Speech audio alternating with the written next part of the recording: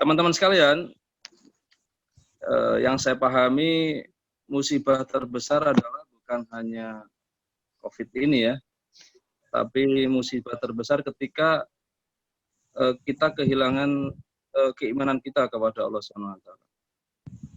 Kita kehilangan keyakinan kita bahwasanya kejadian ini bukan kebetulan, tapi sudah kehendak Allah SWT.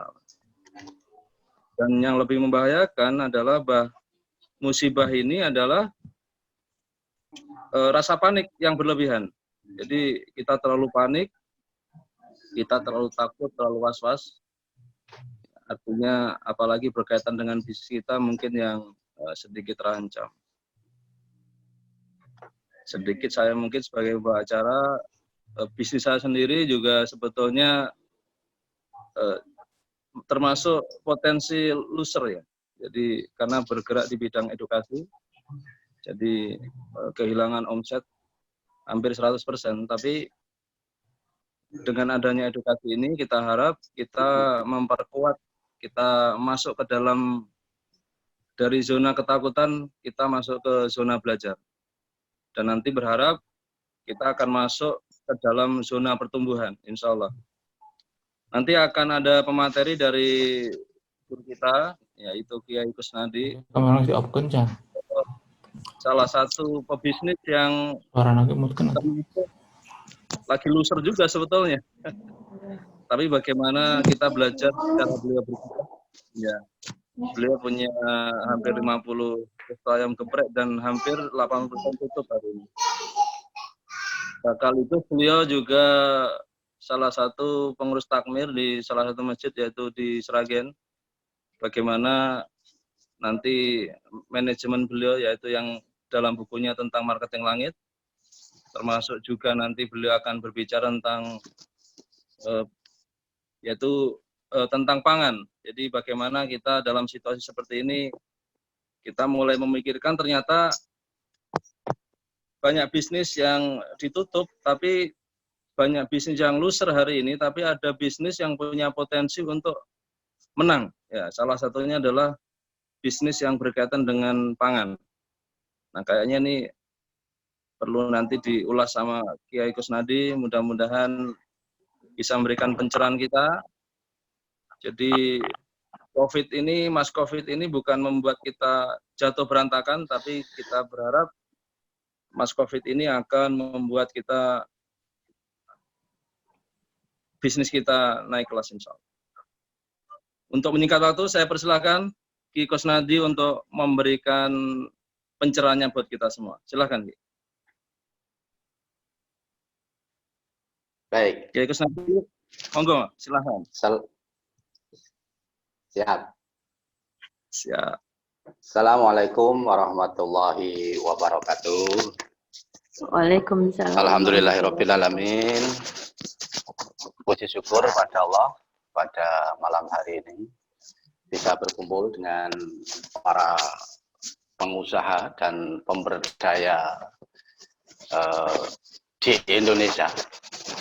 Yang kami hormati guru kita semua, Coach Fahmi, yang telah mencetak ribuan pengusaha yang ada di berbagai penjuru tanah air.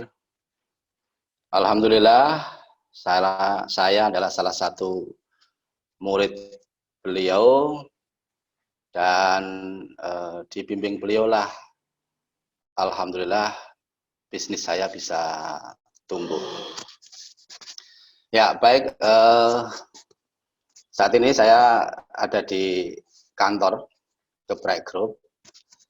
Tadi sejak sore karena ada meeting bersama para pemberdaya, termasuk ada Pak Fahmi, Bang Satria, Mas Iwan, Pak Dr. Agung, Coach Armala, Kang Aye, Bu Redia, dan lain sebagainya yang terus membangun komunikasi bagaimana saling mengabarkan tentang berita baik untuk saling membantu. Yang kami hormati guru-guru saya semuanya, Di sini saya sharing tentang mungkin bagaimana bisnis yang pernah saya bangun juga pernah mengalami tutup ketika krisis tahun 2008. Dan bagaimana mensikapi krisis saat ini yang mungkin hampir bisa dirasakan oleh seluruh rakyat Indonesia, apalagi para pengusaha. Betul-betul bisa dirasakan betapa sulitnya menghadapi kondisi saat ini. Nah, saya akan menyampaikan yang pertama, mungkin sudah sering kenal, saya saat ini banyak berkiprah di marbot masjid. Sudah saya kampanyekan di seluruh penjuru tanah air, tiba-tiba masjid diminta untuk lockdown. Sehingga mau nggak mau, manajemen yang saya bangun melibatkan 40 karyawan pegawai masjid, saat ini sebagian dirumahkan dulu untuk menunggu kabar yang membaik. Mudah-mudahan sebelum Ramadan ini Mas Corona sudah pergi dari Indonesia. Amin, amin. Sahabat yang mulia, tahun 2008 ketika saya membangun bisnis Omega Bakery di Bogor, saya tinggal di Bogor, bangun bisnis roti.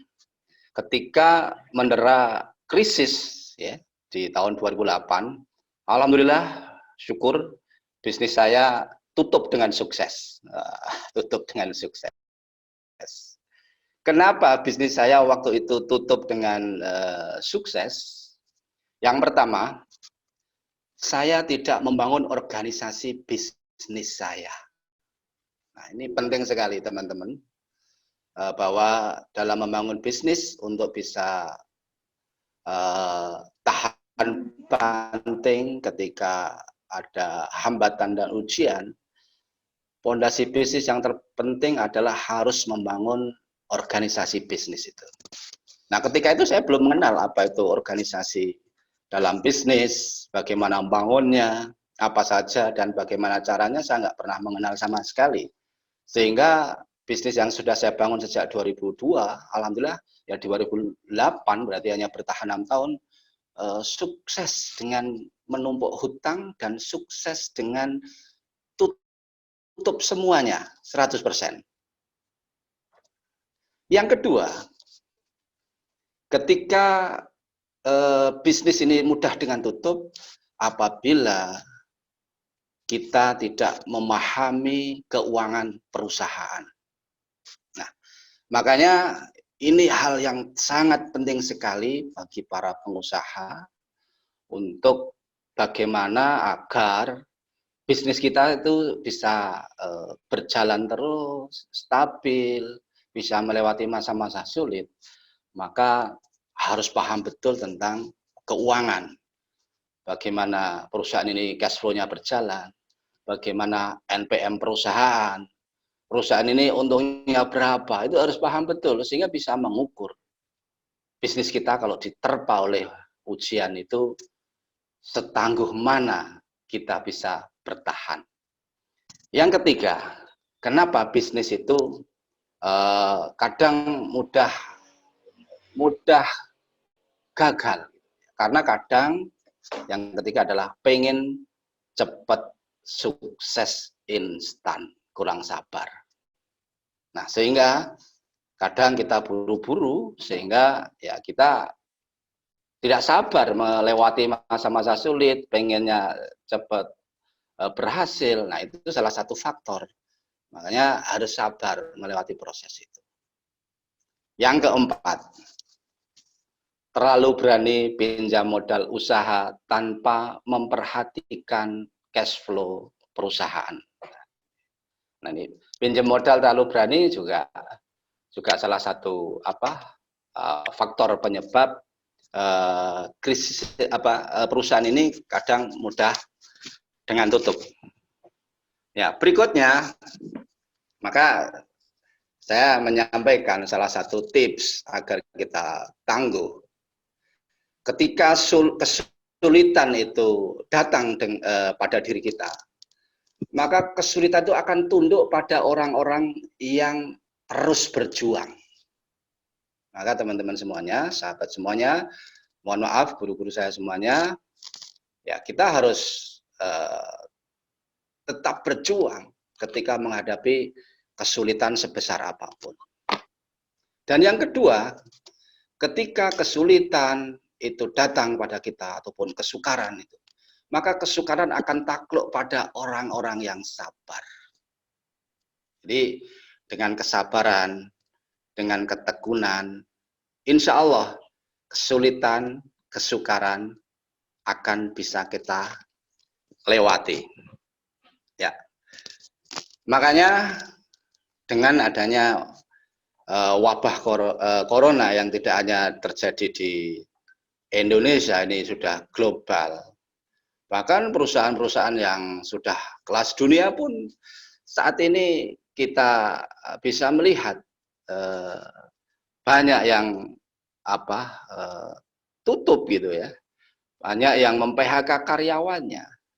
Nah, ini padahal perusahaan sudah kelas dunia. Makanya saya mencoba membangun bisnis dengan value yang berbeda. Insya Allah geprek akan tetap bertahan dan tidak akan mem-PHK karyawannya.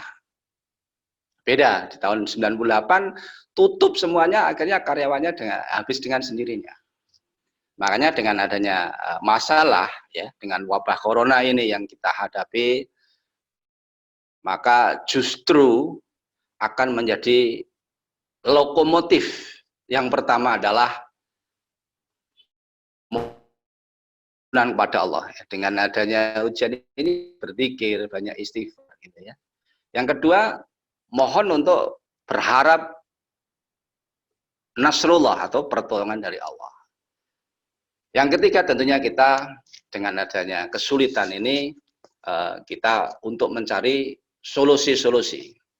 Yang keempat, mudah-mudahan dengan adanya kesulitan-kesulitan ini kita akan diangkat derajat kita untuk naik kelas. Adapun ada beberapa tipe manusia dalam menghadapi masalah. Yang pertama adalah orang yang konyol. Jadi ketika ada masalah itu ya dia malah sangat mungkin frustasi ya. Makanya bisa digalakkan tadi mendengar kabar ada yang di PHK, ada yang bunuh diri, ada yang tidak bisa bayar sekolah, frustasi. Dia nggak siap dengan kualitas mentalitasnya.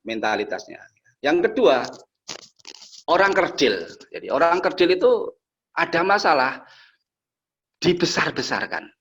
Ketika ada masalah kecil malah menjadi dibesar-besarkan. Nah, itu orang kerdil.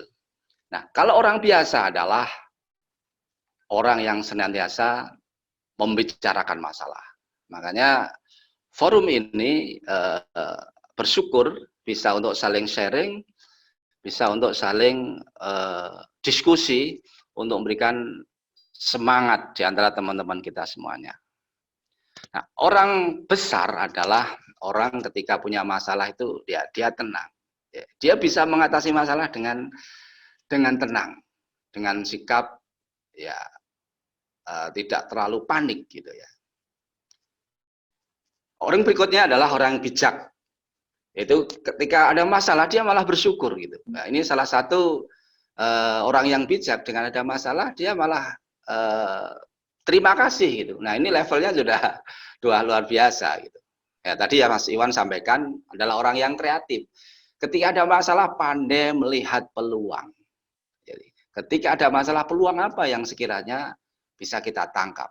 Tadi Mas Iwan justru katanya bisnisnya hampir 100% sudah nggak beroperasi. Tapi mungkin Mas Iwan bisa melihat peluang apa sekiranya dengan ada masalah ini. Karena beliau punya kapal besar, punya tim yang banyak, sehingga ya harus kreatif. Ketika ada masalah ini harus peluang apa yang harus dikerjakan. Yang berikutnya adalah orang yang bertakwa. Dengan ada masalah ini, justru dia adalah akan dinaikkan derajatnya. Nah, ini untuk memberikan spirit pada kita semuanya. Teman-teman semuanya, di sini saya tadi menyampaikan ada tentang masalah ketahanan pangan, ya, sesuai dengan judul tadi ya. Ya, ada 4 hal dalam ketahanan pangan. Saat ini ketika saya di Sragen melihat para pekerja informal, para penjual harian yang cukup untuk makan harian, para pegawai Gojek dan sebagainya, melihatnya sangat prihatin ya. Dirumahkan, kalau buka usaha dikejar-kejar sama Satpol PP gitu ya. Sehingga saya mencoba lewat masjid untuk mengambil peran bersama Lazismu Sragen untuk menyiapkan ketersediaan pangan. Makanya hal pangan ini hal yang terpenting karena menjadi kebutuhan dasar setiap orang. Ada 4 hal. Yang pertama adalah ketersediaan pangan. Ya, pangan harus tersedia. Kalau melihat geografis Indonesia, mestinya optimis dengan 2 musim, dengan tanah yang sangat subur. Seharusnya dan semestinya dengan regulasi dari pihak pemerintah, ketersediaan pangan sampai saat ini insya Allah akan mencukupi. Namun kenapa tetangga kita, saudara-saudara kita saat ini kesulitan untuk bertahan hidup? Nah, makanya saya targetkan di dalam wabah corona ini di Sragen akan membagikan sembako untuk 1.000 orang, kurang lebih membagikan 15 ton beras, ya, paket sembako. Ya. Makanya yang pertama adalah ketersediaan pangan, yaitu antara produksi sama distribusi. Nah, produksi setiap orang bisa, ya, menanam padi, ya, beternak, ya, memproses apapun orang Indonesia sangat-sangat kreatif. Nah, distribusi, nah bagaimana jaringan distribusi ini dibangun. Yang kedua, dalam hal ketahanan pangan adalah akses pangan itu sendiri.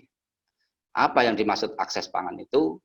Semua masyarakat, semua bangsa Indonesia ini mestinya mempunyai daya beli untuk bisa mengakses kecukupan pangan itu sendiri. Yang berikutnya adalah, ketiga adalah, dalam hal ketahanan pangan yang perlu diperhatikan adalah kebermanfaatan. Nah, dalam hal kebermanfaatan ini adalah ada 2 poin, yaitu tentang keamanan pangan sendiri, yaitu kualitas pangan itu sendiri, dan nilai gizinya. Dan yang kedua adalah tingkat selera atau organoleptik, atau makanan itu bisa disukai karena 5 panca indera kita. Yang keempat adalah keseimbangan dari ketiga hal yang saya sebutkan di atas. Apa artinya? Artinya adalah ketahanan pangan di Indonesia seharusnya harus bisa diakses oleh siapapun dalam jangka waktu yang panjang. Nah, makanya di sini saya fokus dalam hal poin ketiga berkaitan dengan Geprek Group, yaitu tentang kebermanfaatan dari pangan itu sendiri, yaitu akan terpenuhinya kualitas pangan dengan pangan yang bagus dan nilai gizi yang terjaga. Makanya saat ini ketika ada wabah corona ini, di Geprek Group mengalami penurunan hampir ada yang 30%, ada yang 40% penjualannya. Makanya saya mencoba untuk mewujudkan produk bersama partner saya, yaitu jualan produk frozen food, yaitu siap kirim kemanapun. Mungkin yang di Jakarta bisa mengakses lokasi di Ciracas, sudah dieksekusi di Kampung Sedekah. yaitu ada 14 RW yang saat ini akan mengaplikasikan frozen food ini untuk ketersediaan bahan pangan khususnya ayam. Yaitu di area Ciracas ada 14 RW dan 1 RW di Matraman. Sehingga nanti kalau mudah-mudahan ya wabah corona ini bisa selesai sebelum Ramadan. Kalau seandainya masih panjang, artinya apa? Harus kreatif. Bagaimana orang tetap tinggal di rumah, tapi kebutuhan protein dan nilai gizinya juga akan tetap sampai di rumah masing-masing. Makanya nggak jualan, mungkin nggak rame di restonya, ya nanti frozen food yang akan jalan. Nah, itu yang kami lakukan, sehingga saat ini alhamdulillah sudah dipersiapkan oleh mitra bisnis saya dengan keamanan pangan, yaitu akan ada produk dengan pengawetannya adalah dengan nitrogen. Nah, ini pertama kali, yaitu dengan kerjasama dengan Samator, dengan gas. Jadi nanti seperti kalau mungkin bisa dilihat seperti sari roti itu, roti dibungkus, nantinya ada dalamnya ada gas, yaitu agak ada anginnya itu. Nah, ini semacam itu jualan ayamnya. Ini namanya ayam renceng nanti. Jadi ayam tinggal digunting, digoreng. Ini produk yang akan segera di launching ketika musim wabah corona ini, sehingga harus kreatif. Nah, sehingga apa yang saya maksud ketahanan pangan? Pangan itu harus bisa terjaga dan terpenuhi dalam waktu yang cukup waktunya ya. Sehingga ini harus dengan keilmuan tersendiri, dengan by riset. Nah, sehingga kebutuhan pangan bagi masyarakat khususnya perayaman, karena saya main di ayam ya, karena ini dengan adanya wabah ini harus kreatif. Nah, ini masalah pangan. Nah, di sini mungkin nanti habis ini diskusi ya. Strategi apa sih yang kami lakukan agar bisnis ini tetap terjaga gitu. Mungkin bisa dirasakan ya. Di Geprek Group ini ada sekitar kurang lebih hampir ya 500 karyawan semuanya saat ini. Dari 43 cabang. Dan merasakan betapa dampaknya karena restoran, orang takut untuk mendatangi restoran, sehingga ya kami harus inisiatif dengan marketing yang kami lakukan.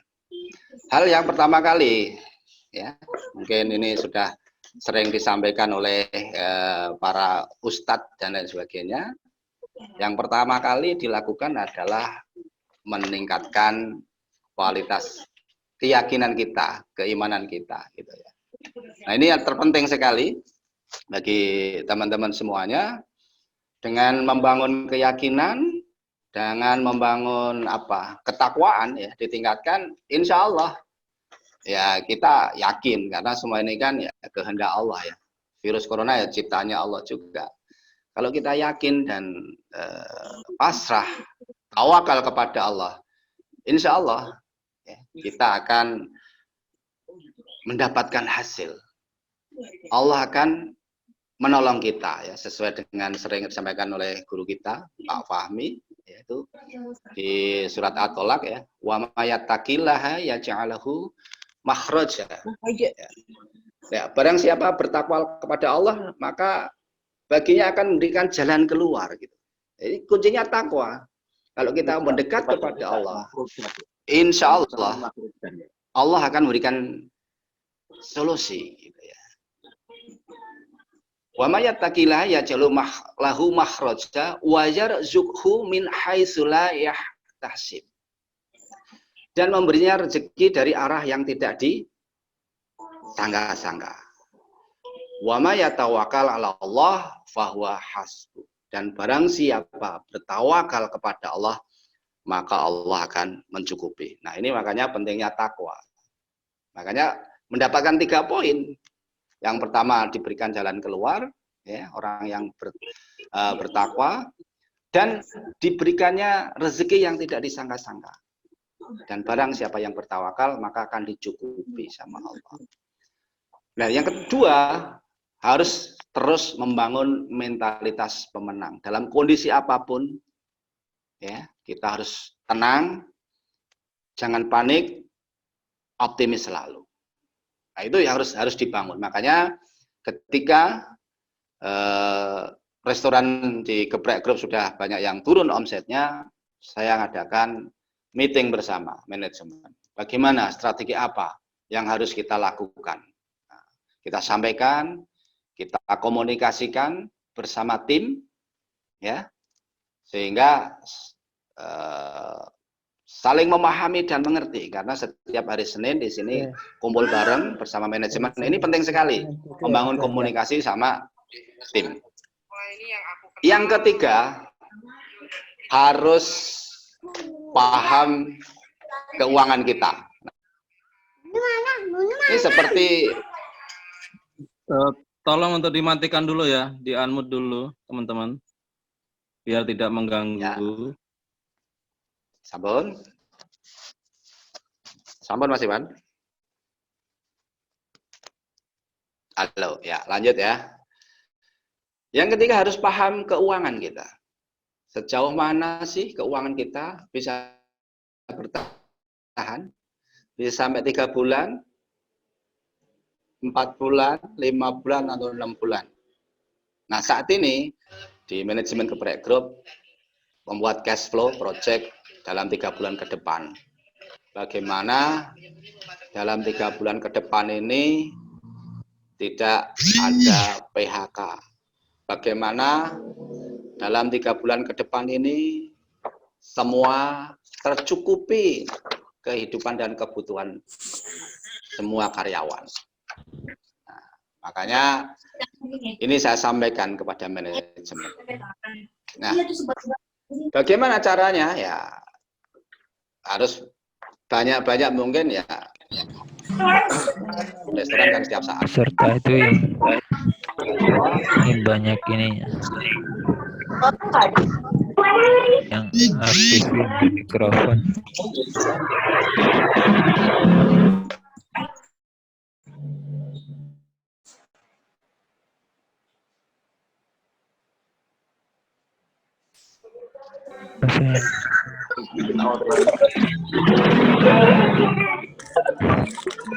Zoom Premium ya, mereka punya Zoom Premium.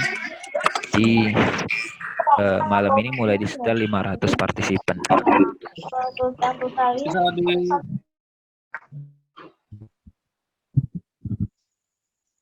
Masih banyak splatteran ya.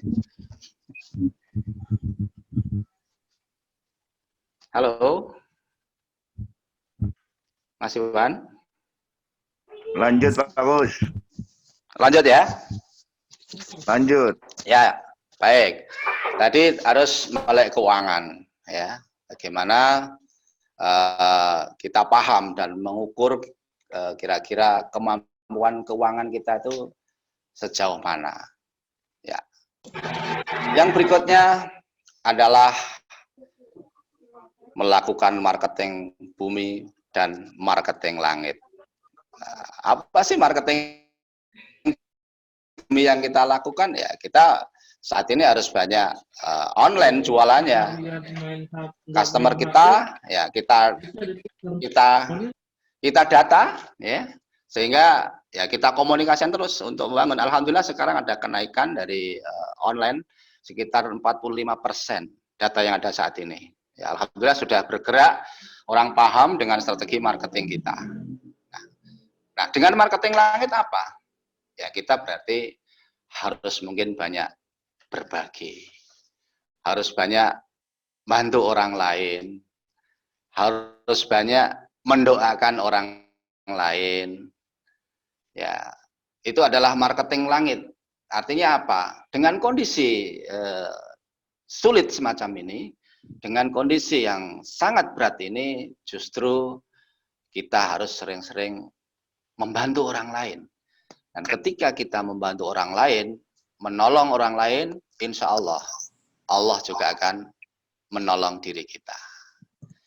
Baik, mungkin itu dulu sesi ini. Karena ini juga ada Mas Iwan, ada Mas Salim, ada Coach Fahmi. Sehingga mungkin nanti saling diskusi saja untuk biar lebih menghidupkan suasana. Matur suwun. Assalamualaikum warahmatullahi wabarakatuh. Waalaikumsalam warahmatullahi wabarakatuh. Terima kasih Ki Kusnadi nih, kalau beliau bicara itu bikin hati kita adem ya. Jadi kita siapapun mentalitas pemenang kita dan pernah.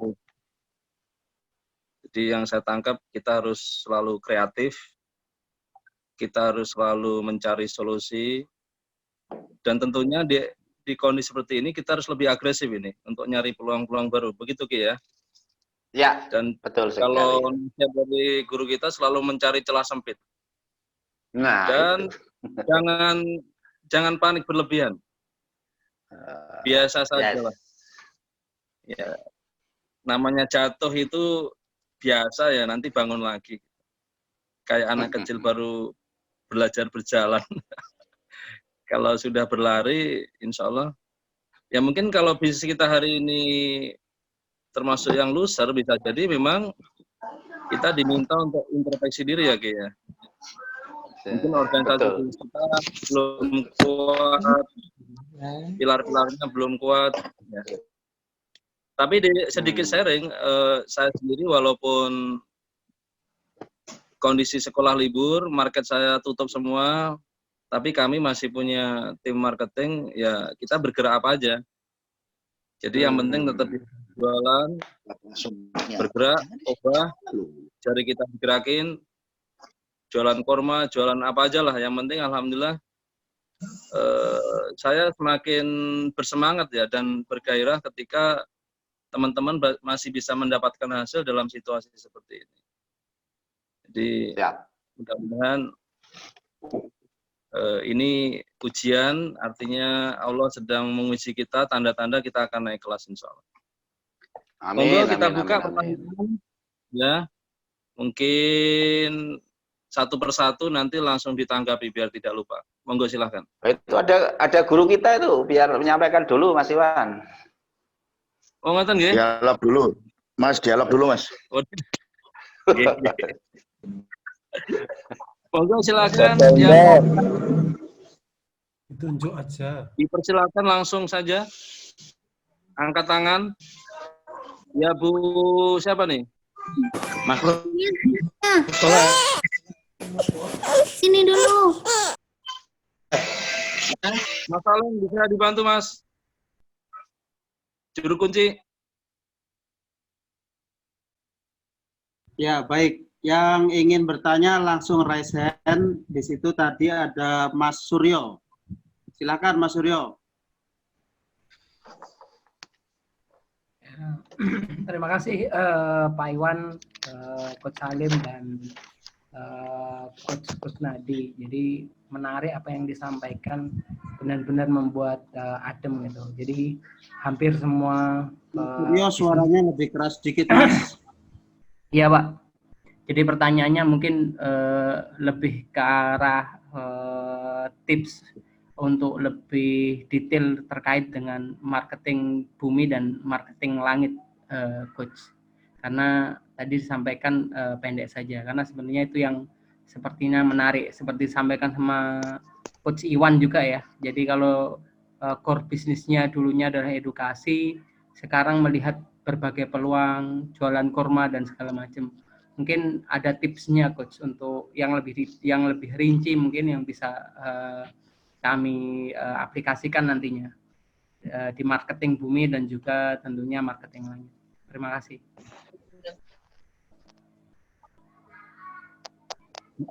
Baik, terima kasih Pak Suryo. Mungkin Ki Kusnadi langsung ditanggapin. Monggo silakan. Baik, ada beberapa hal yang dilakukan oleh Geprek Group, yaitu mengenai marketing bumi, yaitu tim marketing kami langsung saat ini berubah menjadi online semua, karena offline saat ini sangat turun dengan drastis. Yang pertama dilakukan adalah dengan bikin mengkampanyekan campaign terhadap produk-produk kita. kita kenalkan ulang, bahkan saat ini kerjasama sama Grab mendapat diskon dari harga 20 cuma 14.000. Jadi berapa persen deh? Nah ini yang dilakukan oleh Geprek, alhamdulillah dapat respon sama Grab juga. Terus yang kedua, memaksimalkan database customer. Jadi kami ada tim kami namanya Mbak Indri itu menelpon satu-satu customer di Geprek khususnya yang ada di Sragen sekitarnya ini. Kita komunikasikan saat ini Geprek Group karena sikap dari di sini Pemda untuk dibuka lebih cepat, maka kami mohon Ibu bisa beli dengan pesan dan kita hantar dengan gratis. Nah, hal-hal ini terus kita kampanyekan di sosial media sehingga ya orang tahu. Akhirnya sekarang Anda cukup tinggal di rumah, hubungi kami, siap antar. Terus dikampanyekan terus dengan harga diskon, ya, dengan pengantaran gratis dan dimaksimalkan upselling. Ini marketing bumi. Nah, marketing langit ya mungkin di bisnisnya masing-masing juga berbeda-beda ya. Ketika saat ini yang saya lakukan marketing bumi di Kampung Sedekah ini, Mas Iwan, di Ciracas, hari ini sudah di launching produknya dengan ayam frozen, yaitu Anda tinggal cukup hubungin di kantor RW daerah Ciracas dengan produk ya kita list lewat share lewat WA, ya produknya macam-macam gitu ya. Nanti tinggal pesen, nanti kita antar. Nah, ini yang di Jakarta. Marketing langit, ya tadi yang saya sampaikan, sering-seringlah membantu orang lain.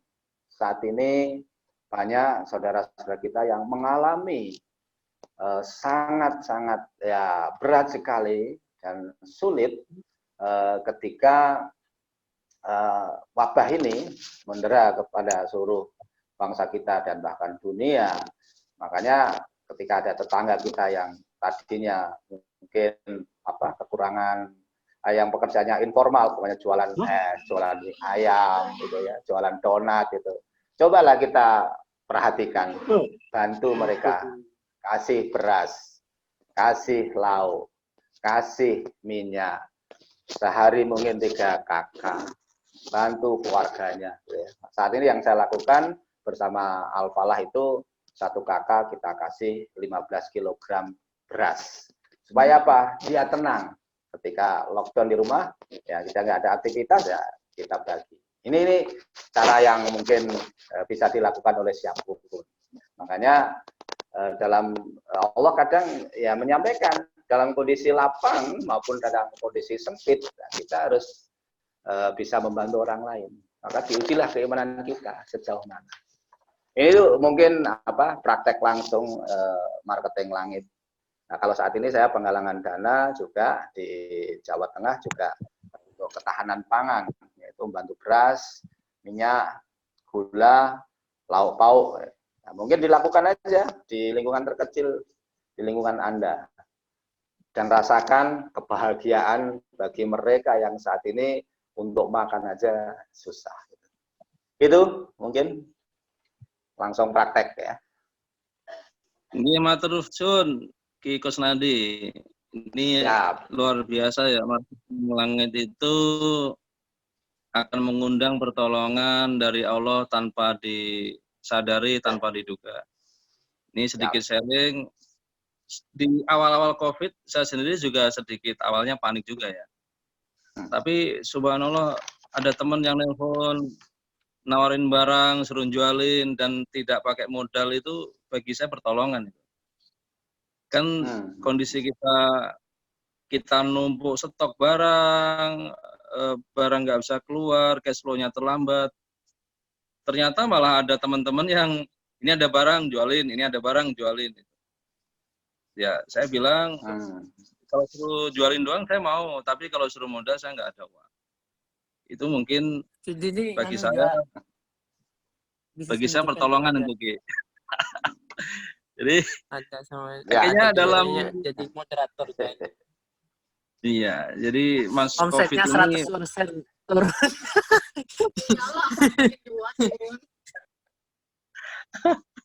sharing Jadi Mas COVID ini malah menghadirkan ketidakterdugaan ya. Jadi akan banyak kita akan ketemu orang nanti. Begini kita akan banyak ketemu orang. Monggo lanjut pertanyaan kedua. Makin menarik. Monggo silakan. Mas Salim mohon dibantu Mas. Silakan Mas Juni untuk bertanya. Pak Juni Sehati, silakan Pak. Oke. Masuk ya.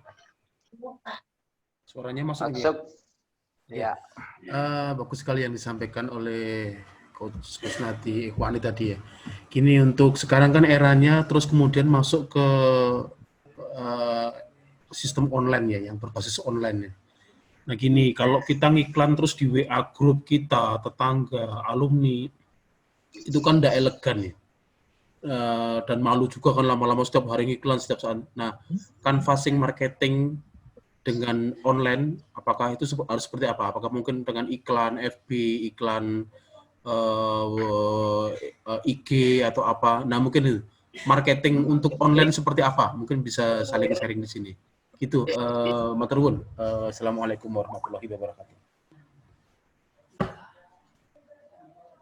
Baik, monggo langsung ditanggapi Ki Kusnadi.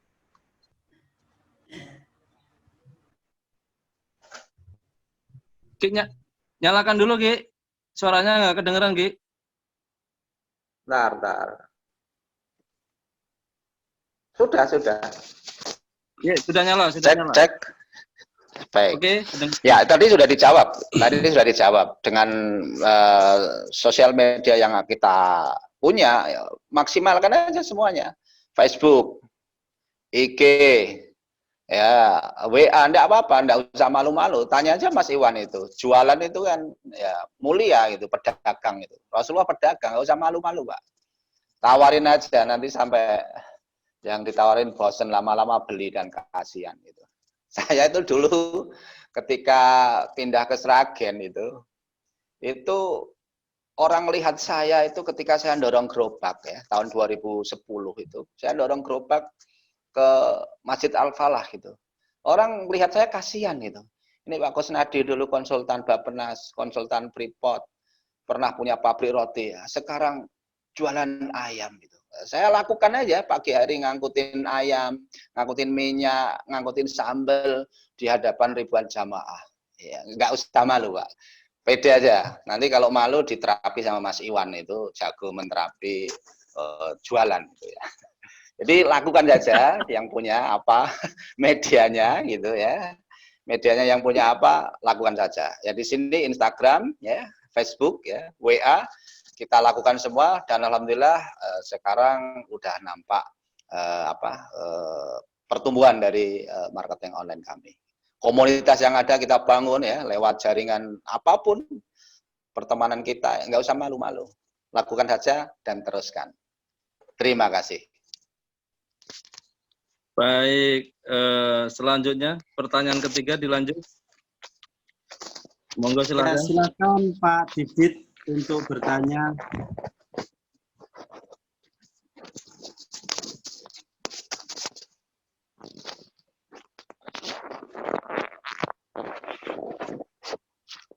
Pak Didit, silakan Pak. Didit. Assalamualaikum warahmatullahi wabarakatuh. Waalaikumsalam warahmatullahi wabarakatuh. Alhamdulillah, sebenarnya senang sekali ketemu dengan antum sini. Ini kebetulan mau buka antum nih. Buka antum bilioner. Terima kasih. Terima kasih. Ini Ustaz, yang ingin saya tanyakan tadi antum ada tentang klaster IRW ya, bekerjasama, artinya dengan itu antum bekerjasama dengan RW-RW di lingkungan ya. Ya. Itu artinya pemberdayaan ya, itu melalui jalur apa itu Ustaz? PKM kah atau gimana? Terus sistemnya gimana? Antum memberikan share ke mereka itu, gitu. Baik. Ya, mungkin gitu aja sekali Ustaz. Syukur jazakallah, senang sekali ketemu dengan antum sini. Pak Kusnadi, monggo langsung direspon. Siap. Saat ini saya bersama pendiri Dompet Duafa, Pak Eri Sudewo. Saya dimasukkan dalam tim Kampung Sedekah. Kampung Sedekah itu inisiatornya Mas Ari, lokasinya adalah di Ciracas. Apakah sih Kampung Sedekah itu? Kampung Sedekah adalah sekumpulan orang-orang yang tinggal satu RW mengadakan gerakan sedekah massal. Nah, dimulai dari Ciracas, alhamdulillah saat ini di satu RW di Ciracas itu dalam waktu 1 tahun bisa mengumpulkan dana 120 sampai 180 juta per tahun. Setelah dihitung, per kakak itu rata-rata sehari hanya sedekah Rp300. Sehingga ini sudah berjalan 2 tahun, Kampung Sedekah itu luar biasa dahsyat karena bottom up dari bawah. Sehingga seluruh persoalan sosial kemasyarakatan yang ada di RW tersebut diselesaikan secara luar biasa oleh Kampung Sedekah. Contoh, RW butuh kantor, disupport dari Kampung Sedekah, dana dari sedekah warga. RW butuh AC di ruang kantornya, dibelikan oleh Kampung Sedekah. Bahkan kemarin sudah meningkat, ada yang rumahnya itu direhab, iuran bareng-bareng satu RW untuk membangun rumah saudaranya, tetangganya yang kurang layak. Dan yang terakhir kemarin ada satu anak yang dioperasi, menghabiskan dana 260 juta, itu rame-rame digotong oleh seluruh warga satu RW. Dan saat ini sudah ada 14 RW. Nah, saya masuk di situ ketika, nanti dibuka aja ya di YouTube, namanya Sedekah Ngider Indonesia ataupun Kampung Sedekah. Sekarang sudah ada 14 RW di Ciracas dan yang terbaru satu RW ada 40.000 jiwa di Matraman, satu RW. Saya masuk di situ, akhirnya lewat Kampung Sedekah, diinstal per RW 1 unit usaha perayaman. Macam-macam ya, ayamnya yang siap saji. Sehingga nanti keuntungan dari penjualan ayam tersebut kembalinya untuk Kampung Sedekah. Maka saya namakan nanti Badan Usaha Milik Kampung Sedekah. Nah, akhirnya ini akan menjadi cikal bakal pemberdayaan ekonomi terkecil yang ada di level RW. Coba kita hitung. Seandainya setiap RW masing-masing di daerah bergerak bersama, tumbuh bersama dari bawah. Satu RW bisa mengumpulkan 120 juta per tahun. Kita hitung seluruh RW yang ada di Indonesia itu berapa. Insya Allah kalau tumbuh dari bawah, itu akan semakin kuat. Makanya ayo kita bareng-bareng memberdayakan, mungkin lewat Eminat ini gerakan Kampung Sedekah dari RW menjadi salah satu solusi. Atau mungkin yang mendengarkan siaran hari ini bisa menginisiasi. Nanti kalau pengen menginstal bisa hubungin saya atau tim dari Kampung Sedekah. Dan nanti setiap RW kita install badan usaha milik Kampung Sedekah. Dan keuntungannya untuk seluruh warga itu sendiri. Nah, ini gambaran Kampung Sedekah, sehingga memang yang sudah sudah ada wujudnya, kami akan mensupport ya. Insya Allah ini sudah jalan di Ciracas dan nanti akan terus tumbuh. Makanya kami persiapkan bersama partner ini setiap hari akan motong ayam kurang lebih 100 ton per hari saat ini. Begitu, terima kasih gambarannya tentang bagaimana saya menginstal Kampung Sedekah bersama Pak Eri dan tim, ya, Pak Eri Sudewo, sehingga kita akan tumbuh dari bawah bersama-sama untuk menyelesaikan persoalan sosial kemasyarakatan yang ada di negara kita. Terima kasih. Ya, matur suwun, Kiai, ini luar biasa. Saya juga sempat berkunjung ke Ciracas tentang Kampung Sedekah ini. Ini kalau bisa digulirkan, saya pikir hari ini nggak ada ceritanya ada warga yang kelaparan karena diselamatkan oleh tetangganya terlebih dahulu sebelum orang yang kita menolong orang yang terdekat. Jadi kalau nasihat dari guru kita, Coach Fahmi, selamatkan diri kita, keluarga kita, dan lingkungan kita. Jadi tentunya karyawan itu juga salah satu dari keluarga kita. Jadi jangan sampai apapun yang terjadi, mereka harus kita selamatkan. Jangan sampai mereka hari ini sulit makan. Kalau perlu kita jual aset kita untuk memastikan mereka bisa hidup layak, bisa makan. Ya nggak usah khawatir lah. Kita dulu bekerja untuk kita bisa beli aset. Hari ini aset kita, saatnya kita bekerja untuk mereka. Menurut saya. Kalau perlu kita jual aset, yang penting mereka bisa makan. Menurut saya, gitu Ki ya. Marketing langitnya gitu Ki. Wih, mantap. Yes, Jos, sepakat sekali. Terus, jangan takut susah, jangan takut miskin. Gitu. Jadi kita jangan merasa paling susah sendiri. Masih banyak yang lebih susah lagi. Itu yang perlu dia ya. Baik, lanjut, monggo. Pertanyaan yang lain, silakan. Mas Iwan. Mr. Carlos dulu ya, Mas. Mas Iwan Susanto. Mas Kusnadi, ini ada salah satu dari guest speaker kita ya, dari Barcelona, Mr. Carlos Bustos. Wah, mantap. Bersama kita. Beliau adalah salah satu pemberdaya UMKM di Spanyol sana. Mungkin kita bisa karena Spanyol hari ini juga sedang mengalami kondisi peningkatan luar biasa, sudah masuk nomor 3 terbesar di seluruh dunia. Untuk berikutnya mendampingi beliau, Mbak Diah Yusuf sudah hadir juga bersama kita. Langsung aja Mbak Diah Yusuf, saya beri kesempatan untuk kemudian nanti kita kembali lagi ke Mas Iwan Susanto. Silakan Mbak Diah Yusuf. Baik, silakan Mbak Diah, monggo, silakan. Saya di terakhir kemarin ketemu Pak Kus waktu di Solo ya Pak Kus. Jadi terakhir. Iya. Makasih. Ketukku ketinggalan Pak. Ketuk presiden ketinggalan di hotel. Ya, dikirim ulang. Ya.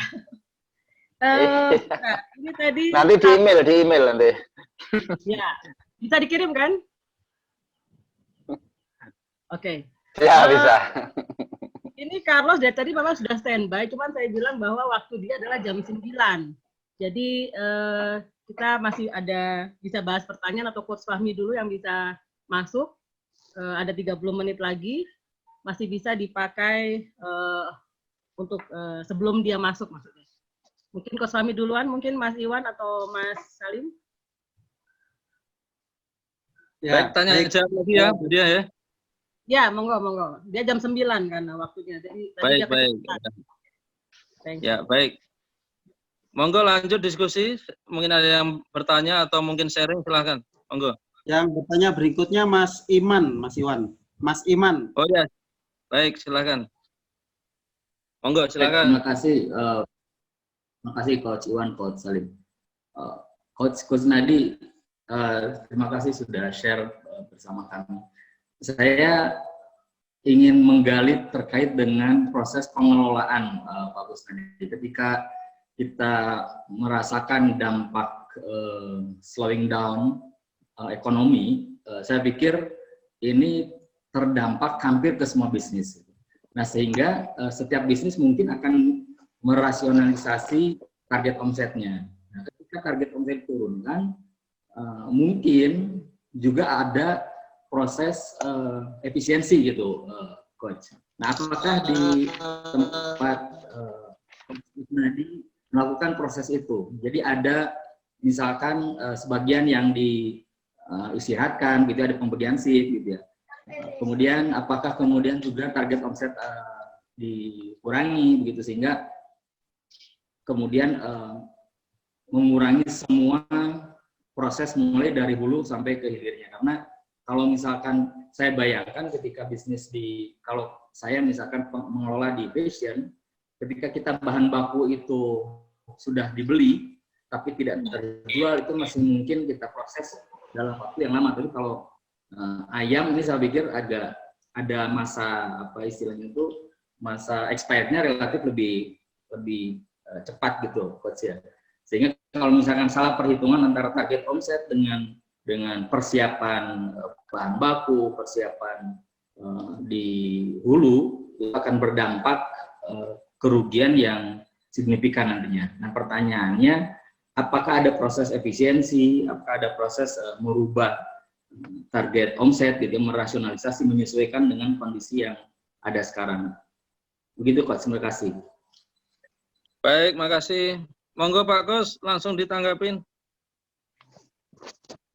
Siap. Yang pertama yang kami lakukan di Geprek Group, untuk produksi saat ini jalan terus, tidak ada yang dirumahkan, produksi hanya dikurangin perharinya karena stok gudang kami, cold storage kami, penyimpanan ayam bekunya sudah hampir penuh, belum terserap. Nah, harapannya mudah-mudahan nanti ya keajaiban segera datang sehingga yakin mudah terserap. Tapi produksi jalan terus, tidak ada yang dirumahkan. Untuk karyawan restoran, semuanya jalan dan beroperasi. Cuma bukanya jam 12 siang, tutup jam 8 malam. Mulai model kerjanya saat ini adalah 2 hari masuk, 2 hari libur. Namun gaji tetap.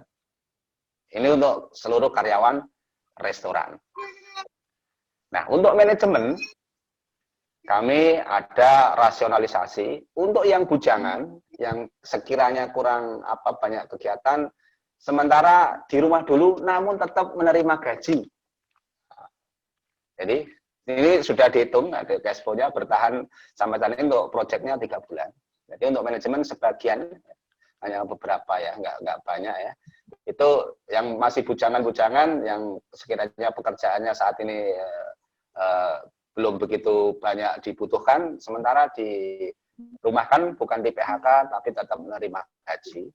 Dan untuk level rank 1 semuanya masuk seperti biasanya, karena itulah yang menjalankan operasional bisnis kami. Itu ada beberapa langkah ya, jadi produksi semua jalan, gitu. Bahkan untuk yang frozen food di partner bisnis kami ini malah semua beroperasi. Gitu. Terus untuk karyawan restoran semua jalan dengan model masuk jam 12 siang, tutup jam 8 malam, 2 hari masuk, 2 hari libur. Dan untuk manajemen sebagian diistirahatkan tapi tetap menerima gaji, namun dipotong transportasi. Gitu saat ini yang kami lakukan. Ya, alhamdulillah. Jadi ini Geprek Group masih terus memikirkan karyawannya ini, insya Allah. Karena doa mereka insya Allah yang akan membesarkan harus. Nah, ya, itu dia.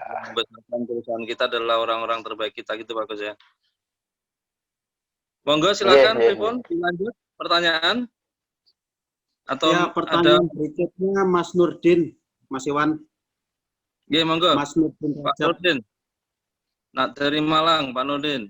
Oke, Assalamualaikum. Coach Salim, Coach Iwan. Terima kasih kesempatannya. Assalamualaikum Pak Kusnadi. Waalaikumsalam. Oke, saya tetap nempel Pak Kusnadi terus ini bakal untuk selanjutnya. Karena program yang saya ingin dapatkan bekalnya sangat banyak yang saya ingin juga terapkan ke manapun yang saya bisa bantu untuk masyarakat umat ya khususnya ya. Oke, saya di pemerhati lebih ke arah ke personal dari sisi SDM ya. Yang ingin saya tanyakan dengan perubahan konsep yang dilakukan oleh Geprek dalam hal ini merubah yang awalnya tamu atau pembeli datang kan bisa makan di tempat. Saat ini dirubah mungkin dengan cara pemesanan yang diantar ke alamat, atau yang saya tertarik adalah merubah jenis menjadi frozen. Ya, jadi dalam hal ini kira-kira strategi khususnya yang terkait dengan treatment, merubah paradigma atau jadi change paradigm dalam hal ini kepada tim yang ada di geprek, khususnya mereka yang boleh dikatakan selama ini tidak punya bekal dalam hal kapasitas mereka, kemampuan untuk memproduksi dalam bentuk yang di luar yang dari sehari-hari dijalankan. Terus dalam hal marketingnya kan harus bagaimana, kira-kira apa yang dilakukan oleh Pak Kusnadi dalam hal ini bersama manajemen, mengarahkan atau memberikan pemahaman dan menguatkan keyakinan anggota tim yang ada di geprek, bahwa mereka bisa melakukan itu dan hasilnya bagaimana, kualitas kira-kira dari hasil produksi yang dijalankan khususnya terkait dengan slogan ini tadi Pak Kusnadi.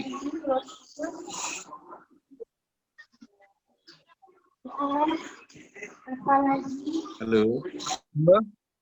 Langsung ditanggapi mohon Pak Gus. Halo. Nggih, pun ditangkap nggih? Siap, ya, baik. Sampun. Bagaimana proses itu keamanannya ya.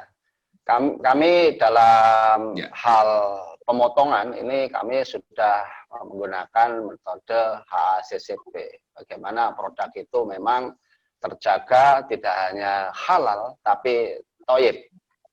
Sehingga prosesnya karena thayyib ketika dipotong itu menggunakan rantai dingin. Apa sih rantai dingin? Yaitu airnya juga harus di bawah 10 derajat dan setelah dipotong cepat dimarinasi dan dimasukkan dalam freezer. Nah, kalau tanpa menggunakan metode rantai dingin, dalam waktu 1 jam, bakteri itu sudah berkembang biak menjadi 1000 dalam suhu normal. Nah, kami sudah menggunakan metode itu sehingga tidak ada kekhawatiran lagi. Makanya tadi saya menyampaikan masalah ketahanan pangan, supaya apa? Produk ini bisa disimpan lama.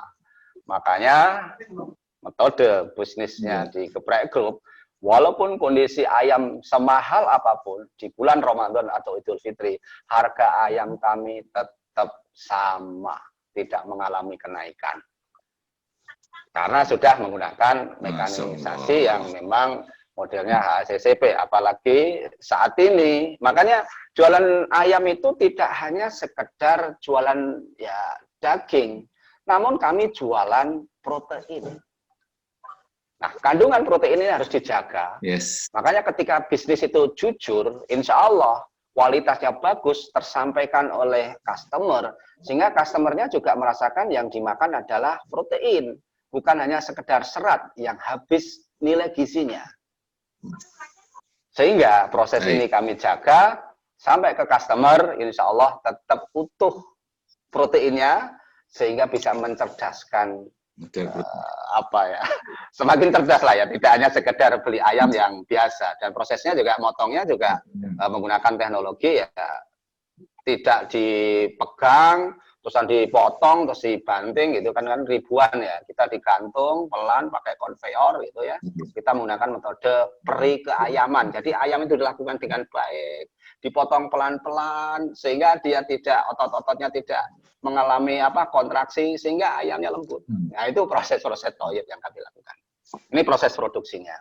Nah, karena mengalami kondisi wabah ini sehingga kami merubah strategi. Oh, berarti saat ini kalau semua orang tidak hanya butuh produk ayam geprek saja, namun juga butuh produk-produk yang mungkin anaknya, simbahnya itu kan butuh produk yang lain.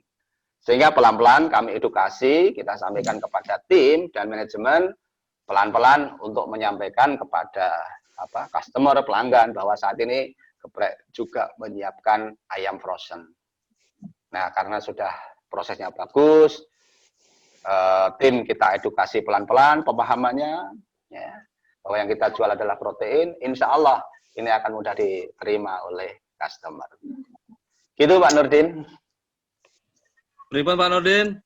Baik Pak Kusnadi, sementara itu terima kasih. Matur nuwun Gus Iwan. Terima kasih Pak Kusnadi. Ji, sami-sami. Penjelasannya Pak Kusnadi ini marketing bumi. Kayaknya habis ini langsung banyak kontak jadi retail. Ini.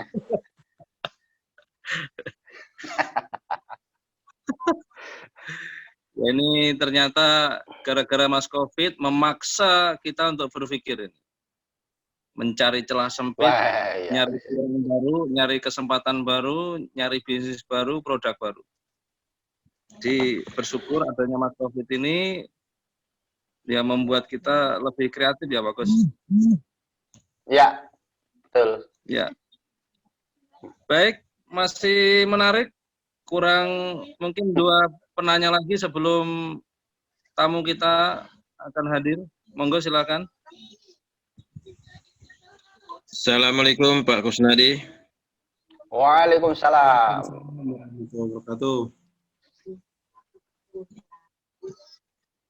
Pak Kusnadi. Monggo. Pak Basirun ya. Ya, ini ya. Pak Kusnadi ini saya ingat dulu tahun 2008 Oh, Pak. Bosano pizza. Jadi Pizza Country. Yes. Beliau ini saya diminta sama Departemen Perdagangan dulu dalam waktu 1 minggu harus menjadi franchise. Ingat itu. Akhirnya saya ketemu Pak Kusnadi. Ketemu Pak Kusnadi itu berkat dari dorongan almarhum Bob Sadino dulu. Udah bikin aja dulu, nggak usah mikir kamu, katanya seperti itu. Dan akhirnya saya ditemukan oleh Allah, ketemu Pak Kusnadi. Yang punya Bu Inung enggak? Nah, ini Pak Kusnadi. Siap. Saya ingin bertanya ya, kalau saat ini kan bicara kuliner, otomatis kan hubungannya ke makanan ya, bisa ini kan dengan di drop kayak GoFood, kayak itu seperti itu, online seperti itu seperti untuk kenaikan omsetnya seperti apa Pak Kusnadi? Terus kami di properti tidak seperti itu bermainnya, makanya saya kalau melihat teman-teman yang usaha kuliner ini repeat ordernya setiap hari seperti itu. Nah, apa strategi Pak Kusnadi ketika menghadapi kondisi lockdown ini, selain dari model usaha bumi, usaha langitan, dan online-nya apa saja yang bisa diterapkan dari teman-teman yang bermain di kuliner di sini. Dan juga saya lihat di kompleks saya juga ada beberapa yang tumbuh, dia tidak buka warung atau tidak punya restoran, dia buka dadakan saja di rumah-rumah, hanya ditempel saja, misalnya ada ayam geprek, mie presiden, atau mungkin ada juga yang jualan pempek seperti itu, dan kondisi itu berjalan ketika lockdown ini cukup efektif, karena tetangga-tetangga juga dengan menyimpan nomor teleponnya dan menghubungi seperti itu. Nah, saya tanyakan seperti itu dilakukan sama Pak Kusnadi untuk GoFood-nya seperti itu. Terima kasih. Ya. Baik, Mas Basiro, ini sahabat lama saya. Sahabat lama saya di Jakarta ketika saya merintis ayam pakuan, ketemu almarhum Bob Sadino, Ustadz Yusuf Mansur dan lain sebagainya. Wah, ini Temboro ini ya, ke Temboro ini kayaknya. Ya baik, tadi sudah saya jelaskan apa saja yang kami lakukan marketing online ya, tadi lewat Facebook, lewat Instagram, lewat CS kami ya, customer service kami, mengkomunikasikan kepada database pelanggan-pelanggan yang ada. Nah, alhamdulillah saat ini ada kenaikan 45% dari online yang kami lakukan strateginya ini. Sehingga artinya apa? Ketika ini ya berarti orang ketika tinggal di rumah ya kita harus jemput bola. Kita sampaikan, kita samperin, kita datangin. Tadi sudah ada yang bertanya, apa saja yang digunakan metode, ayo kita kampanyekan terus, kita campaign terus tentang produk-produk kita yang ada. Saat ini diskon, saat ini ada produk-produk baru, sehingga kita komunikasikan terhadap pelanggan-pelanggan kami. Itu Mas Basirun. Jadi sehingga wajar ketika masalah pangan ini kan sudah kebutuhan semua orang, kebutuhan dasar. Sehingga ya saat ini tumbuh di berbagai tempat ya restoran yang tidak ada wujudnya, tapi mungkin di rumah dia bisa masak, anaknya pintar main online, ya ibunya suruh masak di rumah, anaknya yang jualan secara online itu bisa terjadi. Bahkan di kota-kota kecil di Sragen sini banyak yang bertumbuh model-model semacam itu. Makanya saat ini ketika saya tidak hanya menggarap Geprek Group, saat ini saya juga menggarap bersama partner Kampung Sedekah di Ciracas sama di Jakarta. Ini Mas Iwan sebentar lagi itu insya Allah juga akan melakukan yang hal sama. Karena pangan itu adalah kebutuhan pokok dasar manusia. Makanya tadi saya menyampaikan ketahanan pangan. Nah, itu. Gitu Mas Basirun, jadi wajar dan sekarang banyak tumbuh restoran tapi tidak ada wujudnya. Dengan online, ya insya Allah dengan bangun trust, dengan produk yang berkualitas, insya Allah kita bisa bertahan dari kondisi krisis ini. Ya. Gitu Mas Basirun. Mas Iwan. Sampai ketemu ya, ditunggu di Sragen. Ya, sama-sama. Iya. Jadi kalau kita kemarin juga dapat materi, bisnis yang punya potensi winner salah satunya adalah food and retail. Jadi kayaknya mulai banyak yang melirik bisnis kita. Ya kan? Saya sendiri yang tadinya bisa edukasi kayaknya lockdown juga ini. Jadi coba bantu ini. Kalau istilahnya apa, masalah pivot ya. Terus pokoknya jangan menyerah sesuai dengan nasihat guru. Tetap berjuang. Rekan-rekan sekalian tetap ada di tempat karena kita masih ada sekitar 30 menit ya. Mas Iwan sudah ready Mas Iwan? Siap Mas Salim, siap. Monggo Mas Iwan. Itu ada Mbak Ratna Mila mau tanya tuh Mas Iwan. Monggo. Masuk. Mbak Ratna, silakan Mbak Ratna.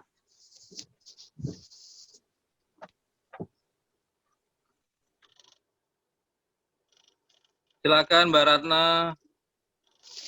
Langsung Nampaknya nggak standby, diganti Mas Dudi. Sudah. Oh, Mbak Ratna sudah. Wih, Mbak Ratna. Gimana? Lagi mempersiapkan gudangnya yang belum beres apa gimana nih? Alhamdulillah gudangnya barusan nyaris beres. Monggo Pak, langsung bertanya Mbak. Ada Mas Kus yang menjawab. Iya, saya agak telat soalnya. Agak telat tadi. Iya, monggo. Ada ya, pertanyaan Mbak Ratna. Langsung, Mbak. Ya, apa? Bismillahirrahmanirrahim. Assalamualaikum warahmatullahi wabarakatuh. Saya sebetulnya ingin menanyakan tentang ini, kan kondisi ini sekarang toko kami kan kami tutup ya. Kami tutup, tapi fokus di online saja. Akan tetapi kan itu kan ya seperti itu ya, maksudnya ya alhamdulillah tetap berjalan seperti biasanya. Cuman kan karena tokonya tutup, jadinya kan otomatis agak ada pengurangan yang sangat signifikan ya. Itu umpama kami mungkin ada usulan, mungkin bisa ada pelatihan online gitu di sini bisa.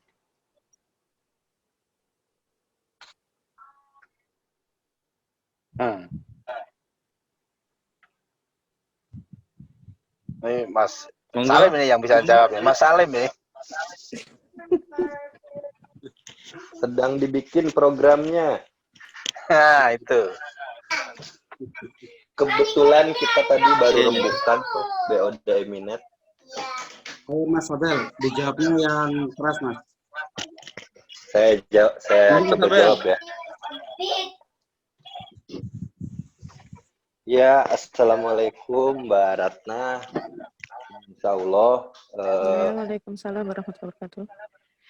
kita dari direksi Eminet tadi sudah meeting untuk program yang salah satunya adalah program coaching online atau pendampingan bisnis secara online. Kebetulan karena kita base-nya ini adalah para pengusaha dan pembelajarannya adalah berbasis coaching. Jadi program itu insya Allah akan ada yang nanti akan ada di dalam sub program dari Eminet Peduli. Nah, jadi Eminet Peduli ini selain donasi langsung kepada para yang membutuhkan, tentunya kita juga pengusaha yang apalagi terdampak pasti perlu yang namanya disemangati, dikasih tahu secara teknis, dibimbing, dan banyak hal gitu. Nah, insya Allah mudah-mudahan Senin bisa kita launching ya programnya. Nanti kita akan broadcast, teknisnya akan broadcast ke semuanya. Yang memang sedang membutuhkan bantuan apa, kita akan listing. Jadi mulai dari bantuannya, dan bahkan yang mau berdonasi keahlian pun, itu kita welcome. Jadi nanti kita akan mempertemukan yang punya apa dengan yang butuh apa. Mungkin itu Mbak Ratna, insya Allah. Mohon doanya. Oke, Mas Abel, matur suwun. Jadi matur suwun. Tapi ya itu sih saya sih lebih ke ini apa marketplace ya mungkin sekarang kita ya. Soalnya orang banyak yang lebih mempercayai jika kita transaksinya lewat marketplace mungkin. Nah, itu alhamdulillah sih dari semua medsos yang kami gunakan untuk jual beli online itu ini apa namanya yang paling terus berjalan itu sih di marketplace-nya gitu. Mungkin lumayan ya kalau seandainya kita adakan pelatihan marketplace menggunakan Zoom ini gitu. Ya, usulan diterima Mas Uli. Oke, makasih. Assalamualaikum. Waalaikumsalam. Terima kasih banyak. Mas Iwan, monggo. Ya, siap. Selanjutnya siapa Mas Alin? Selanjutnya Mas Dudin. Monggo Mas Dudin. Jakartland. Langsung mawon Mas.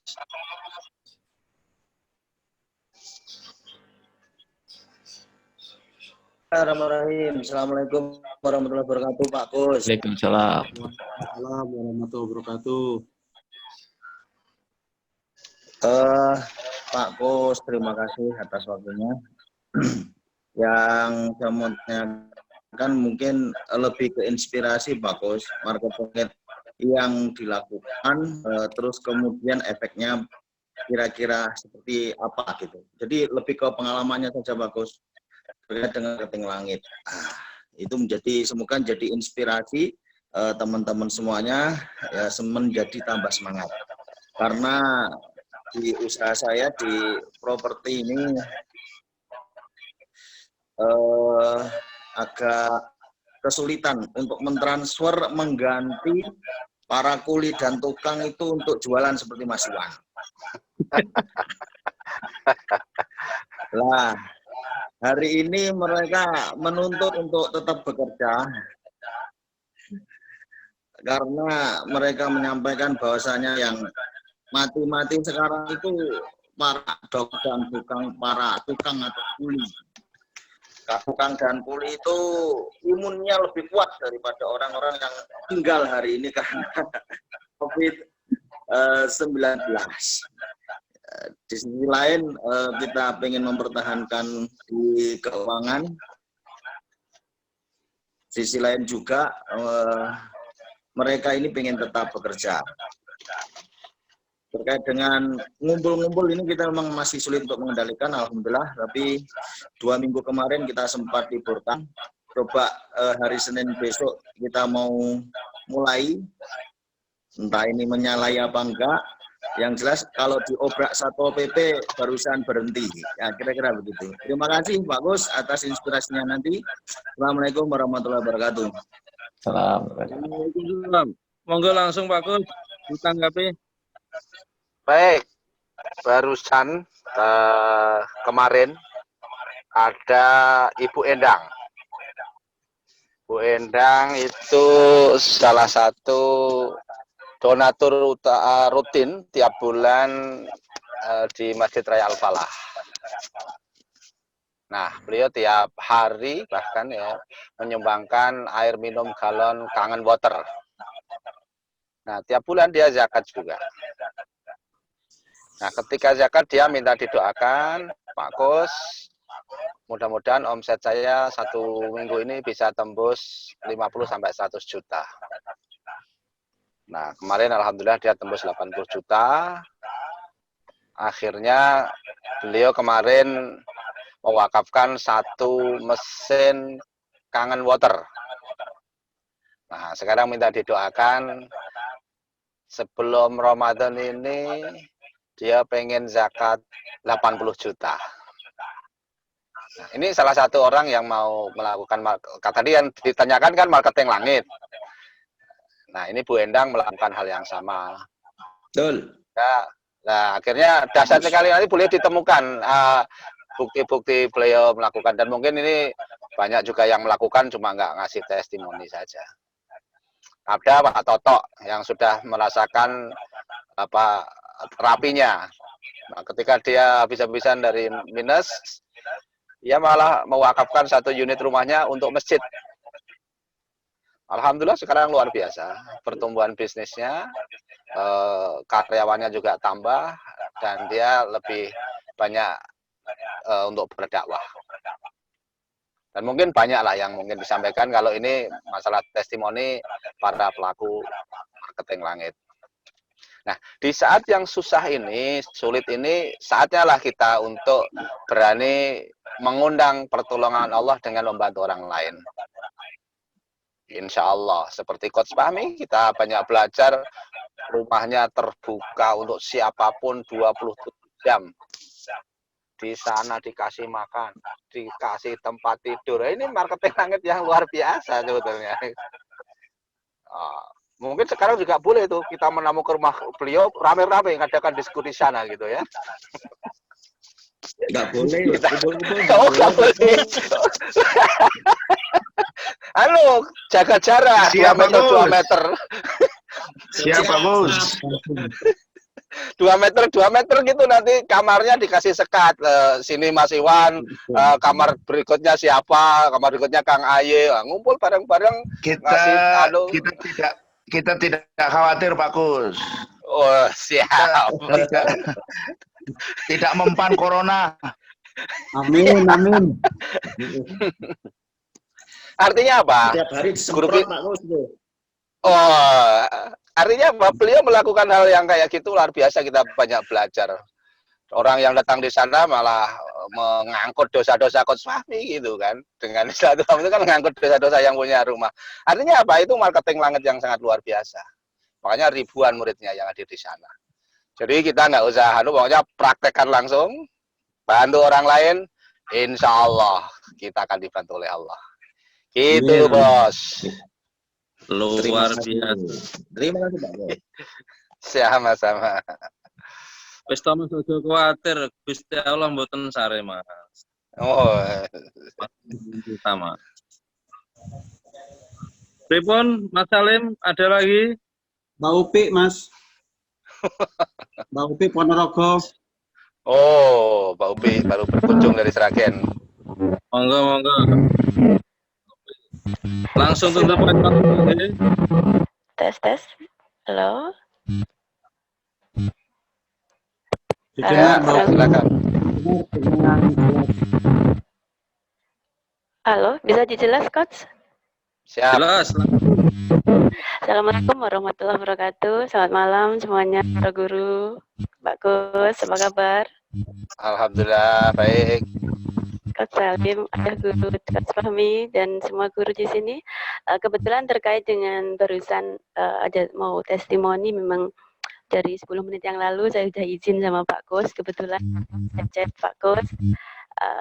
Mungkin saya mau izin kasih testimoni ke Pak Kus boleh gitu ya Pak Kus aja ya. Monggo, monggo. Mungkin bisa sedikit menggugah semangat kembali baca teman-teman walaupun ini masih skala kecil yang saya lakukan, namun dari saya main ke Sragen kala itu, sepulang dari Sragen itu saya diskusi keras sama teman-teman sepulang dari Sragen.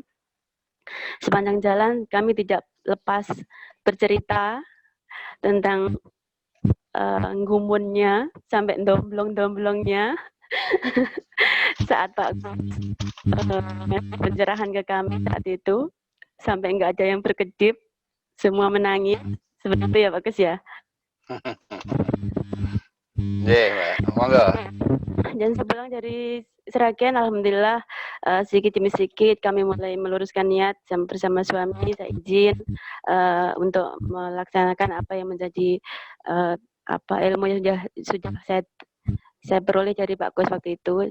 Salah satunya mungkin kita memang harus memberikan diri untuk walaupun memaksa ya Pak Kus ya, walaupun awalnya berat ya. Akhirnya saya putuskan waktu itu memang oke lah, kita sejauh ini memang udah terbiasa terus udah sering sekali nggak punya uang.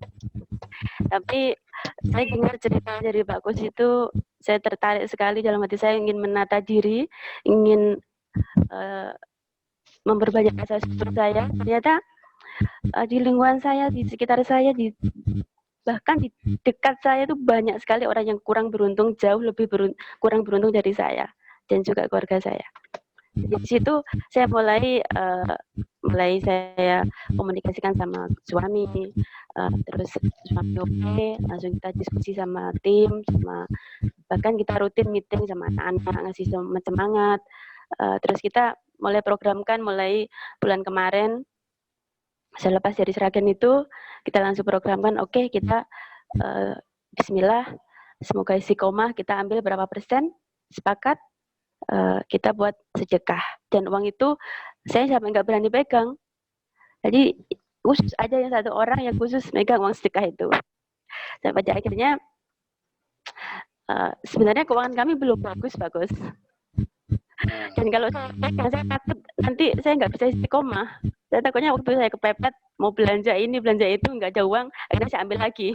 Sampai akhirnya saya harus kasih ke salah satu orang yang saya percaya. Alhamdulillah, saya nggak pernah kurang dalam sebulan itu, bagus.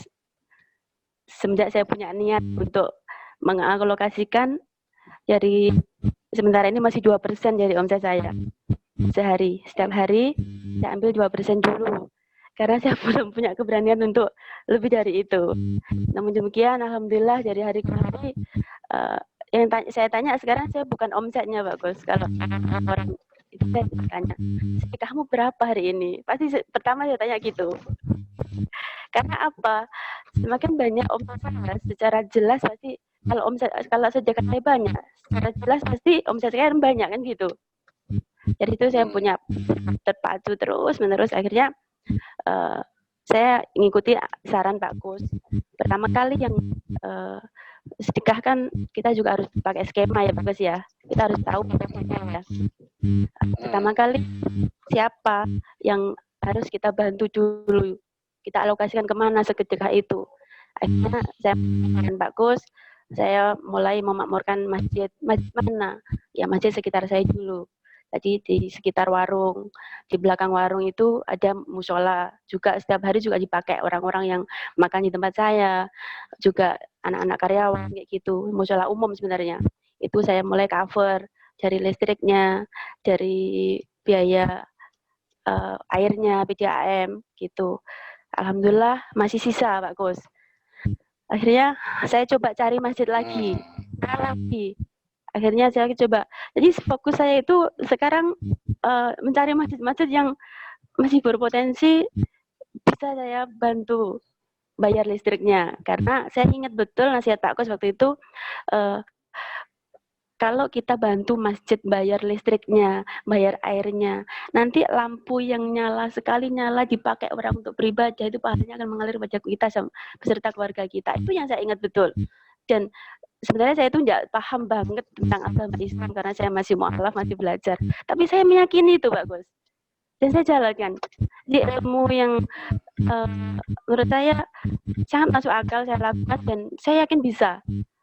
Akhirnya yaitu sekarang alhamdulillah udah mulai menginjak masjid ketiga.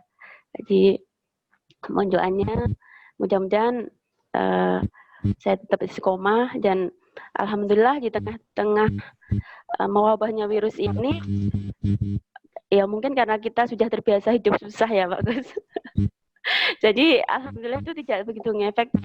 Memang penjualan kami dari awal kami buka rumah makan itu memang 80% itu dari online. Jadi kita kasih area kota itu tanpa syarat. Jadi alhamdulillah orang sudah terbiasa. Dan mungkin ini saatnya benar-benar saat mungkin banyak sekali yang takut untuk buka. Mungkin itu. Dan alhamdulillah justru saat-saat genting tiba-tiba kantor bank kayak gitu cateringnya putus juga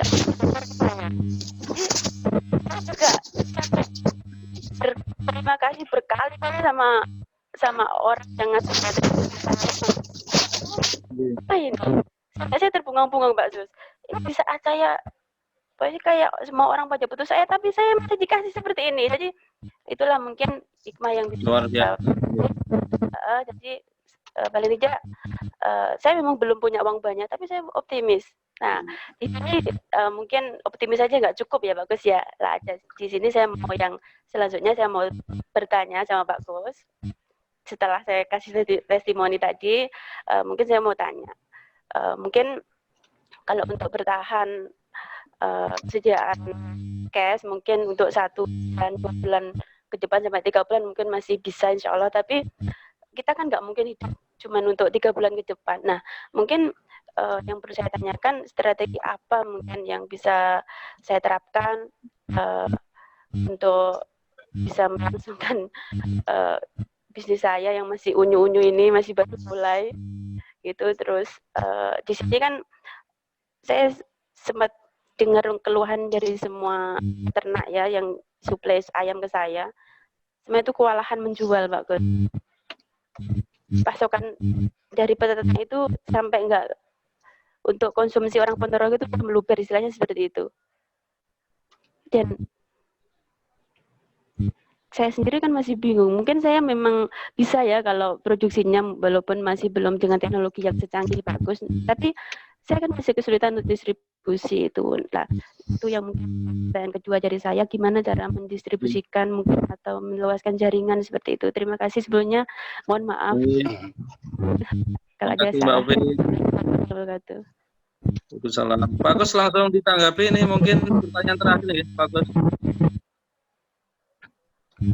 Udah lanjutkan aja sedekahnya, lanjutkan berbaginya. Terus untuk masalah bagaimana strategi sebetulnya kalau nyimak materi saya sudah ada semua tadi. Tips dan strategi bisnis bertahan dan bisa tumbuh di kondisi ekonomi lagi krisis. Yaitu ya yakin kepada Allah ya. Terus komunikasikan dengan tim yang ada tentang kondisi ini. Makanya bangunlah budaya kerja di perusahaan kita sehingga kita satu frekuensi bersama tim yang ada gitu ya. Tingkatkan marketing online untuk saat ini gitu ya. Dan yang tadi yang disampaikan lah salah satu strategi. Jadi sukses itu kuncinya ada 2. Yaitu dengan iman atau keyakinan dan strategi. Jadi tidak hanya marketing langit saja, namun juga dengan strategi juga. Jadi sukses itu adalah perpaduan antara iman dan strategi. Gitu, Mas Iwan, singkat, padat. Dan insya Allah sudah baca buku saya, tinggal praktekkan saja. Gitu. Dan ikuti guru-guru kita semuanya dalam pemberdayaan, dalam berbagi, dalam hal apapun, dalam melaksanakan antara kedua itu, yaitu iman dan strategi. Terima kasih. Matur suwun bagus, matur suwun, mudah-mudahan ilmunya bermanfaat.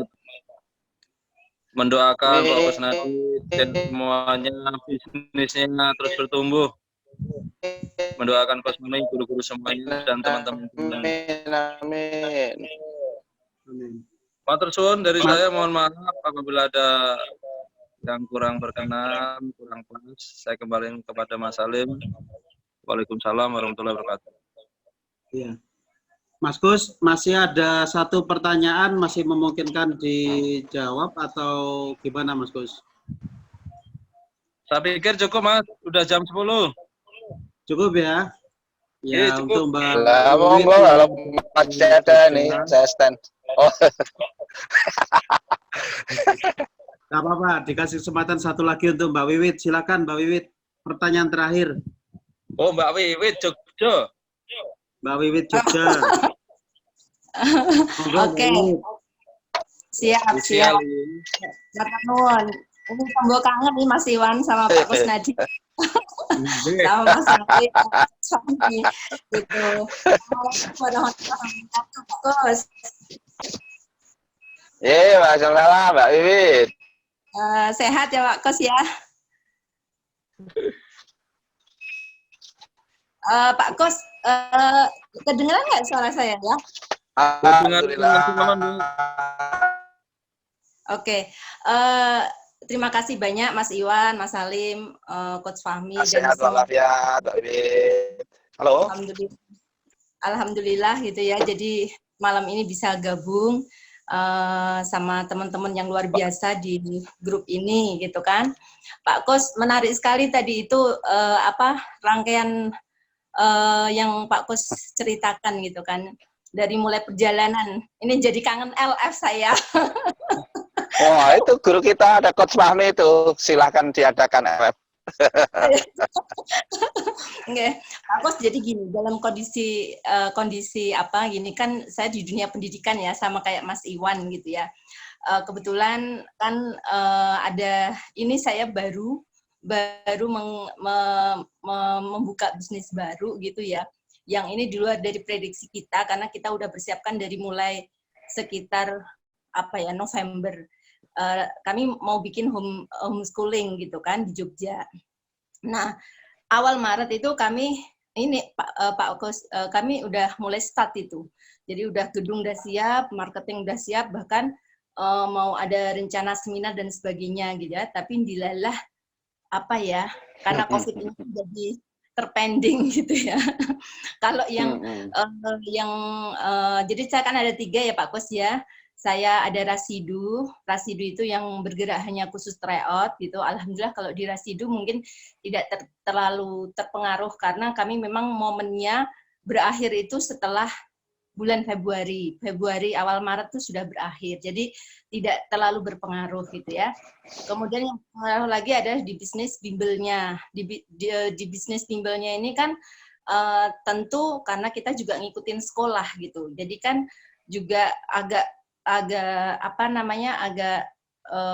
terpengaruh lah ya, agak terpengaruh juga gitu. Jadi akhirnya kami juga mengadakan work from home lah ya, seperti itu. Dan yang terakhir ini Pak Kos, yang kami lagi buat homeschooling entrepreneur gitu ya. Itu awal Maret itu sebelum COVID ini merebak gitu ya. Cuman ini kan udah kepalang basah nih Pak Kos. Udah gedung udah siap, udah semua siap gitu ya. Kami harus terus melakukan strategi-strategi yang mau tidak mau ini harus jalan gitu. Nah, tadi ada digital, memperkuat digital ya. Kalau siapa tadi Carlos ya, kan harus memperkuat digital, kita harus main IT-nya dan sebagainya. Kalau tadi Pak Kus merubah strategi ke frozen gitu ya, luar biasa gitu. Saya pikir masih tetap akan ini. Kalau mungkin ada strategi yang ya Pak Kus untuk ini bisnis baru ini gitu ya, sehingga kita tetap jalan gitu maksudnya, seperti itu. Kalau saya kan memang di dunia passionnya di dunia pendidikan gitu ya, jadi di homeschooling saya yang baru ini mungkin lebih ke situ ya. Itu mungkin ada strategi lah dari Pak Kos atau Coach Fahmi atau nanti Mas Salim atau siapapun yang ada di sini gitu ya, mungkin bisa berikan masukan gitu, seperti itu Pak Kos. dari saya Pak Kus. Jadi sekalian tembok kangen Siap. dari Pak Kus. Terima kasih. Iya. Terima kasih. Matur Kalau nuwun. kalau dunia pendidikan Coach Fahmi guru kita semua itu yang jawab pas itu. Kalau saya perayaman itu. Monggo Coach Fahmi. Ditunggu suaranya ini, tausiahnya. Ke Coach Fahmi lah. Tetap Pak Kus yang jawab, tetap Pak Kus yang jawab.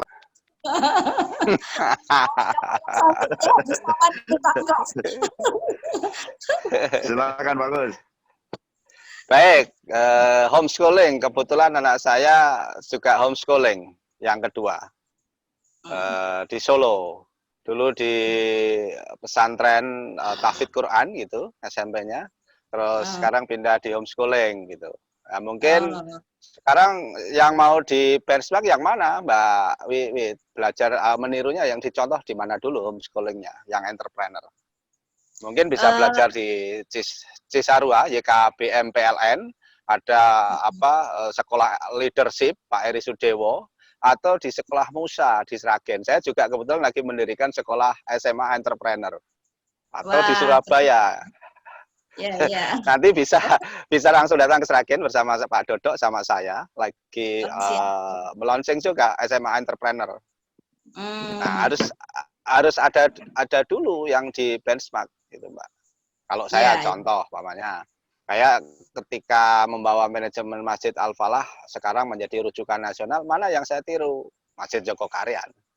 Apapun di sana saya tiru, saya modifikasi, dan akhirnya BUMN ya, Badan Usaha Milik Masjid di Al-Falah sekarang menjadi rujukan nasional. Nah, Mbak Wiwit juga harus kalau bikin bisnis yang baru, ya sekarang harus itu modelnya yang mana dulu. Gitu dulu menurut saya. Saya pikir untuk homeschooling saat ini ya sangat pas sekali ketika banyak sekolah yang sekarang nggak ada ujian nasional gitu ya. Bagi bimbel saat ini juga PR besar kan akhirnya kan. Gitu mungkin saya pikir. Gitu Mbak. Jadi harus mencari contoh dulu yang mau diduplikasi yang mana, sehingga kurikulumnya atau konsepnya atau apa, ya nanti saya banyak ada beberapa rujukan, mulai yang ada di Parung Bogor, ada di mana itu dekat Batu Tulis, ada di Cisarua, kemarin saya juga di sana, YKBM PLN, atau di mana yang kita tiru dulu, sehingga kita mudah arahnya yang kayak apa, homeschooling itu, sehingga paling tidak goalnya apa, ya, tinggal tahapannya kayak apa, kita merumuskannya lebih mudah. Gitu saya pikir dalam bisnis apapun, ya mestinya harus yang ada yang kita benchmark dulu. Gitu, Mbak Wiwit, saya tunggu di Sragen, monggo. Ya, Pak Kus, matur nuwun. Insya Allah kapan-kapan Mbak Wiwit. Studi banding. Siap. Ya, matur nuwun, Pak. Ya. Monggo Mas Salim, Mas Iwan. Ya. Mas Iwan, monggo Mas Iwan. Silahkan closing untuk forum kita hari ini. Matur suwun Mas Kus atas apa yang disampaikan hari ini. Monggo Mas Iwan. Mas Iwan sudah itu, Salim sekarang. Nutup, Mas Salim yang nutup. Nggih.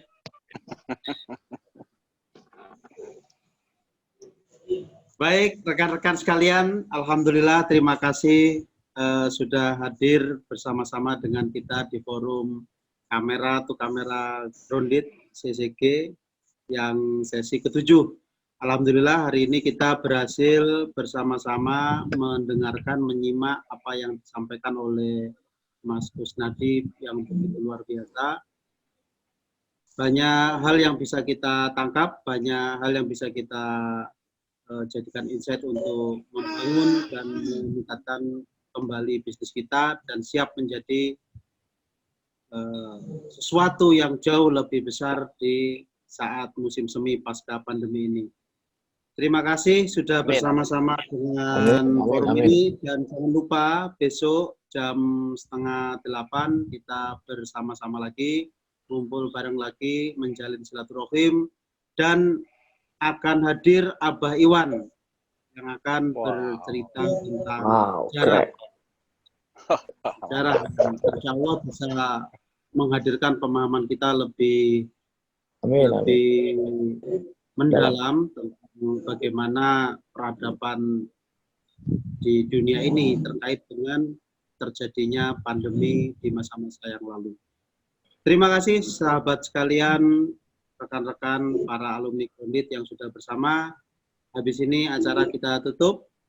Sudah lebih dari 8 menit, melebihi dari jadwal yang sudah kita tentukan.